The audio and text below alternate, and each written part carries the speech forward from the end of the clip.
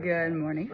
I'm back. Happy Wednesday, hump day, December 10th, and we are not as windy this morning, but unfortunately the winds will be very strong once again in the foothills, the Denver area. Not too shabby. Really quiet conditions here for the rest of the week and weekend, above average temperatures, but as of this morning, the National Weather Service has issued another high wind warning. I'll show you.